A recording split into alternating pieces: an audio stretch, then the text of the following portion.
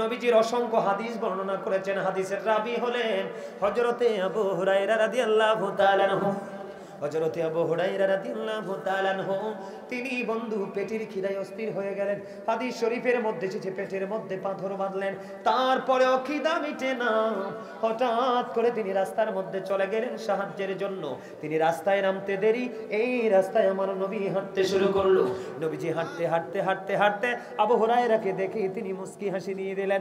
মুস্কি হাসতে আর সামনের দিকে আসছে, ডেকে ডেকে বলছে আমার সঙ্গে তুমি চলো। এবার আবু হুরায়রা আশ্বস্ত হলেন, নবীজির পিছন পিছন বন্ধ হাঁটতে শুরু করলেন। হাঁটতে হাঁটতে হাঁটতে হাঁটতে গন্তব্যে চলে গেল। নবীজি ওখানে যাওয়ার পরে দেখলেন একটা দুধের পেয়ালা। আবু হুরায়রাকে নিয়ে বন্ধু গন্তব্যে চলে গেলেন। যাওয়ার পরে নবীজি দেখতেন একটা দুধের পেয়ালা।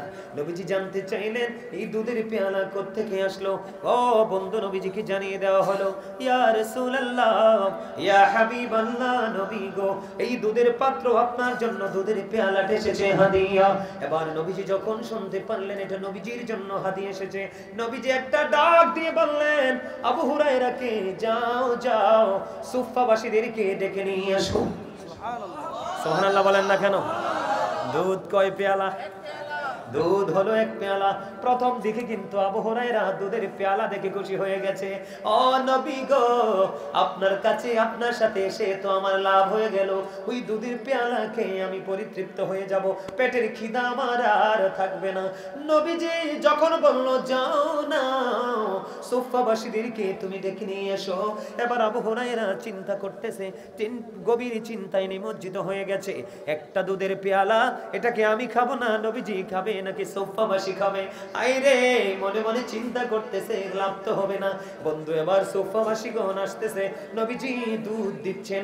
খাইতে খাইতে খাইতে খাইতে সুফফাবাসীগণ দুধ কি শেষ করে ফেললো। এবার আবু হুরায়রাকে নবীজি ডাক দিয়ে কাছে নিলেন, আসো না আমার কাছে আসো। আসার পরে নবীজি তাকে দুধ বক্ষণ করতে দিলেন। তিনি বক্ষণ করলেন, খাওয়ার পরে আবার দিলেন। নবীজি বললেন খাও, তিনি আরো খাইলেন। এরপরে বললেন খাও, তিনি আরো খাইলেন। খাইতে খাইতে খাইতে খাইতে আবু হুরায়রা আর খেতে পারে না, কিন্তু চাইয়া দেখে দুধের পেয়ালায় দুধ তো এখনো শেষ হয় না। আওয়াজ করে বলেন না সুবহানাল্লাহ। আমরা শেষ ইয়া রাসূলুল্লাহ, জিন্দাবাদ জিন্দাবাদ।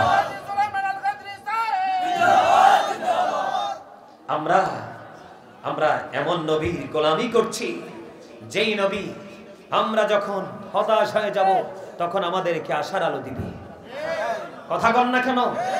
আমরা যখন রাস্তা বলে যাব আমাদেরকে রাস্তা দেখিয়ে দিবে। কথা বল না কেন? জাহান্নামে যখন নিয়ে যেতে লাগবে রাসূল বলবে থামো, ফেরেশতারা থেমে যাবে। রাসূল বলবে কি হয়েছে? কয় সে জাহান্নামী, তার নেকের পাল্লা একেবারে হালকা। নবীজি কয় আমি বিশ্বাস করি না। আসলে কি নবীজি জানে কি জানে না? নবীজি বলবে চলো তাকে মিজানে নিয়ে চলো। আবার তাকে মিজানে নিয়ে আসা হবে।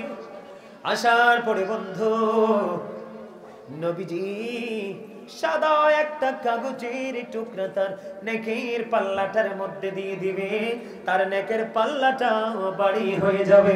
তুই জান্নাতে যাবি না, সে যাবে রে সোজা জান্নাতে।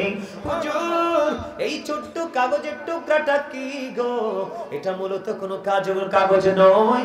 ওই যে নবীর প্রেমিক ভুল করেছিল বন্ধু, সারাটা জীবন কিছু করক বা না করক, শুধু রাত দিন 24 ঘন্টা পবিত্র অবস্থায় সময় পাইছে নবীর দুরূদ পড়ছে, সময় পাইছে নবীর দুরূদ পড়েছে। এগুলো মূলত সাদা কাগজ নয়, নবীর প্রেমের দুরূদ বন্ধু পাল্লাই দিয়ে দিয়েছে। এটা কি রহমত না গজব? আরো জোরে